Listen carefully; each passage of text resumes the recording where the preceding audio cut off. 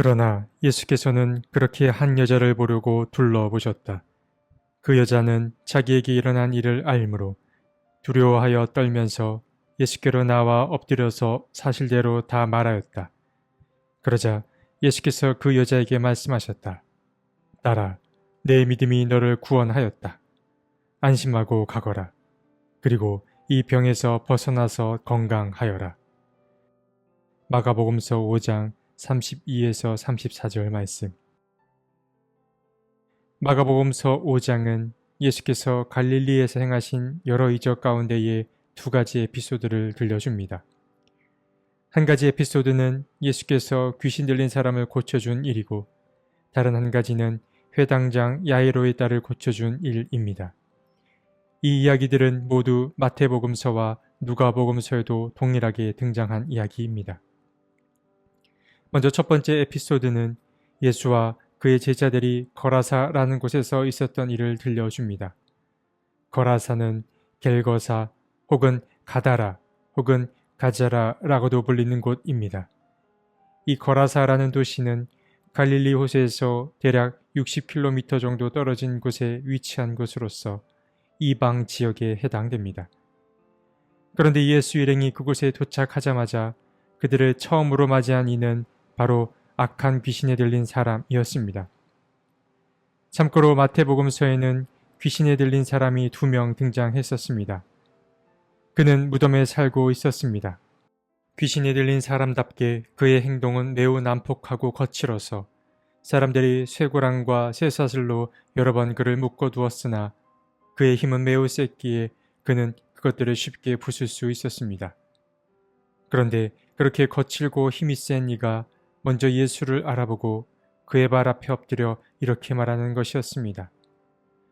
더없이 높으신 하나님의 아들 예수님, 나와 무슨 상관이 있습니까? 하나님을 두고 애원합니다. 제발 나를 괴롭히지 마십시오. 귀신 들린 사람은 예수가 누구인지를 단번에 알아봤습니다.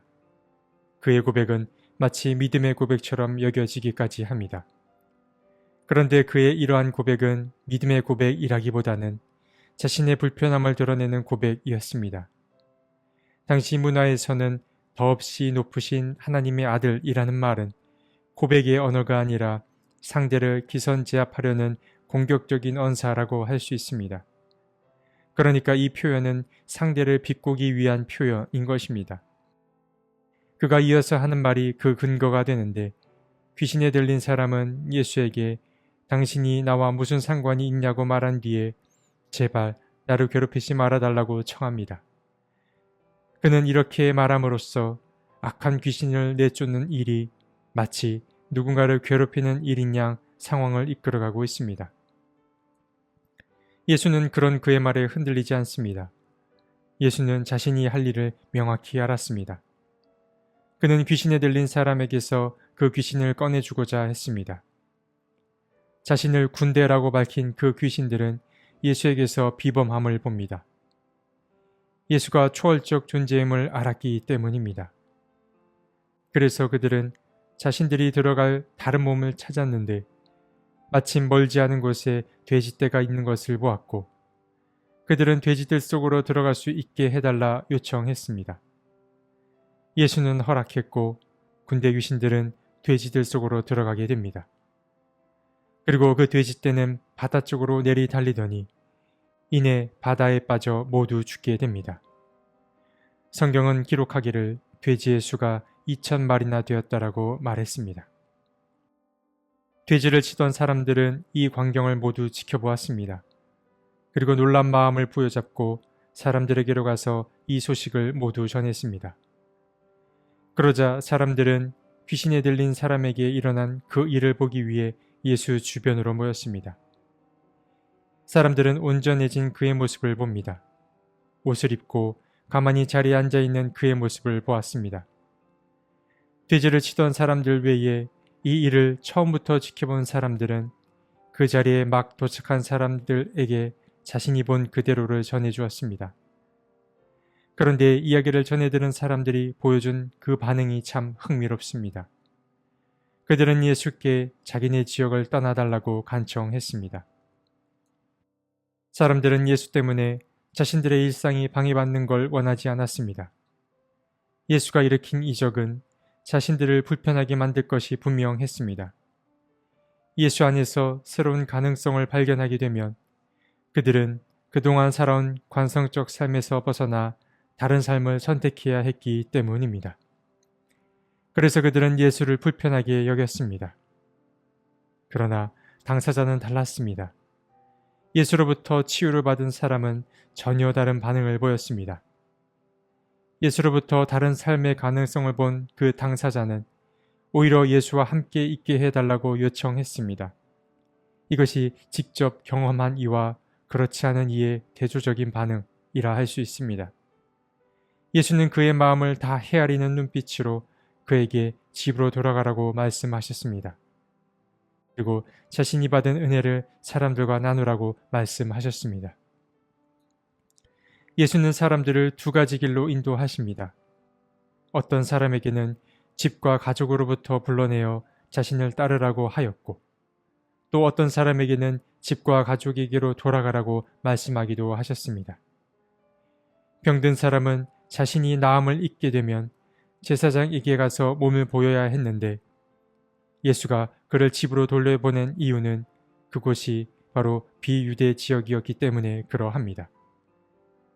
그러나 유대 지역이든 비유대 지역이든 간에 병에서 나음을 받은 사람에게 가장 중요한 것은 바로 공동체적인 삶의 회복이었습니다.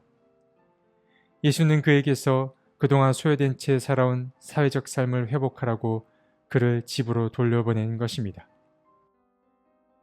다음으로 이어지는 에피소드는 예수께서 회당장 야이로의 딸을 고쳐준 에피소드입니다. 예수께서는 다시 배를 타고 그가 있던 곳 맞은편으로 가셨습니다. 큰 무리가 예수를 알아보고 그에게로 다가왔습니다. 그 가운데는 야이로라는 회당장도 있었습니다. 그에게는 12살짜리 딸 아이가 하나 있었는데 그 아이는 중병에 걸려 곧 죽을 위기에 처해 있었습니다. 야이로는 아이를 사랑하는 마음에 앞뒤를 가리지 않고 무슨 일이든 했습니다. 그는 예수에게서 치유의 능력이 있다는 소문을 익히 들어 알고 있었고 예수가 자기 마을에 나타났다는 소문을 듣자 곧장 그에게로 다가가 자기 아이를 낳게 해달라고 간청했습니다. 예수는 야이로에게서 간절함을 보았습니다. 그래서 그는 야이로와 동행하기로 결정했습니다. 그런데 그때 또 하나의 사건이 일어납니다. 예수 뒤에는 여전히 큰 무리가 뒤따르고 있었습니다. 그때 갑자기 예수는 이상한 느낌을 받습니다. 누군가 자신의 옷에 손을 대었고 그로 인해 자기에게서 능력이 나간 것을 느꼈습니다. 그래서 그는 묻습니다. 누가 내 손에 옷을 대었느냐? 그러자 곁에 있던 제자들은 이렇게 사람이 많은데 누가 선생님께 손을 댔는지 어찌 알 수 있겠냐 되묻습니다. 그런데 예수는 알고 있었습니다. 수많은 인파 속에서도 절박함을 통해 변화를 받은 한 여인을 말입니다. 그녀는 예수의 옷깃을 만지고 나자 출혈의 근원이 마를 뿐만 아니라 자신의 몸이 온전해짐을 느꼈습니다. 여인은 예수께서 제자들에게 하는 질문을 들었습니다. 그리고 떨리는 마음으로 예수께 자신이 한 행위를 상세히 말씀드렸습니다. 그녀는 12해 동안 혈루증을 앓던 여인이었습니다. 혈루증은 자궁에 출혈이 있는 것을 말합니다. 혈루증에 걸린 여인은 부정한 병에 걸린 사람으로 여겨졌기에 사회 활동에 큰 제약을 받았습니다. 질병만으로 힘들었던 여인이 사회생활의 제약까지 받게 된 것입니다. 그야말로 혈루증에 걸린 이 여인은 이중소외를 받고 있었던 것입니다. 예수는 느꼈습니다. 야이로에게서 보았던 그 절박함을 그 여인에게서도 보았던 것입니다. 그리고 또한 예수는 보았습니다. 절박함이 만들어낸 그녀의 믿음을 말입니다. 그래서 그는 그녀를 딸이라고 부르며 내 믿음이 너를 구원하였다 라고 말씀해 주십니다. 예수는 이렇게 말씀하심으로 이중소외를 겪은 여인의 몸과 마음을 모두 회복시켜 주신 것입니다. 예수는 그녀를 육신의 고통에서 자유하게 했을 뿐만 아니라 상처 입은 마음까지 치유해 주신 것입니다. 예수를 잘 만난 사람은 몸뿐만 아니라 내면의 변화까지도 겪게 됨을 우리는 알 수 있습니다. 그때 갑자기 회당장 야이로의 집 사람들이 야이로를 찾아왔습니다. 그리고 숨도 제대로 돌리지 못한 채 낙심한 마음으로 야이로에게 말합니다. 따님이 죽었다고 말입니다. 예수는 동요하는 야이로를 보았습니다. 그리고 그에게 이렇게 말합니다. 두려워하지 말고 믿기만 하여라. 예수는 자신과 가까운 제자 몇 사람만을 데리고 야이로의 집으로 향합니다. 예수는 울며 통곡하는 사람들을 보았습니다. 그리고 그들에게 어찌하여 떠들며 울고 있냐며 그 아이는 죽은 것이 아니라 자고 있다고 말합니다. 사람들은 예수의 말을 비웃었습니다. 예수는 아이의 부모와 자기 일행만을 데리고 아이가 있는 곳으로 갔습니다. 그리고 그 아이의 손을 잡고 달리다굼이라 말씀하셨습니다. 달리다굼이라는 말은 소녀야 내가 내게 말한다 일어나거라 라는 뜻의 아람어입니다. 그러자 놀랍게도 소녀는 자리에서 일어났고 이를 지켜본 사람들은 큰 충격을 받게 됩니다. 그리고 예수께서는 이러한 이적을 아무에게도 알리지 말라고 명하셨습니다. 회당장의 딸이 살아난 모습을 보면 사람들은 예수가 행한 일을 곧 알게 될 것입니다. 그러나 그는 이 일이 직접적으로 알려지기를 꺼려 하셨는데 그 이유는 자신이 한 일이 왜곡될 가능성이 컸기 때문입니다. 사람들은 그때나 지금이나 보고 싶은 것만을 보고 듣고 싶은 것만을 들으려는 경향이 있기 때문입니다.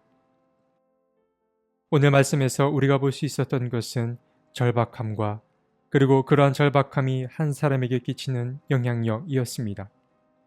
회당장 야이로와 그리고 12해 동안 혈루증을 앓던 여인은 절박했습니다. 야이로는 딸아이가 죽지 않기를 바랐고 혈루증을 앓던 여인은 자신의 몸이 온전해지기를 바랐습니다. 그리고 예수는 그런 이들에게서 절박함을 보았고 그 절박함이 그들의 삶을 변화시켰습니다. 회당장 야이로나 혈루증을 앓던 여인, 그리고 귀신에서 자유함을 얻은 이는 이전과는 다른 삶을 살게 될 것입니다. 주위 사람들은 그가 변화된 사실을 모를 수 있습니다.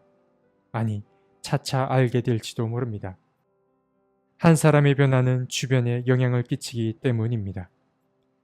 절박함은 꼭 어려움이 있어야만 생기는 감정은 아닙니다. 일상의 소중함, 작은 일에 대한 감사의 마음에서도 우리는 절박함을 느낄 수 있습니다. 하나님과 긴밀한 관계를 맺어가는 저와 여러분이 되었으면 좋겠습니다. 하나님, 우리는 얼마나 간절한 마음으로 주님을 찾는지요. 우리의 신앙이 너무 굳어져 버린 것은 아닐까 염려됩니다. 주님이 우리의 삶을 어루만지고 계심을 잊지 않게 하시고 우리와 함께 하시는 주님을 또한 잊지 않게 해 주십시오. 아멘.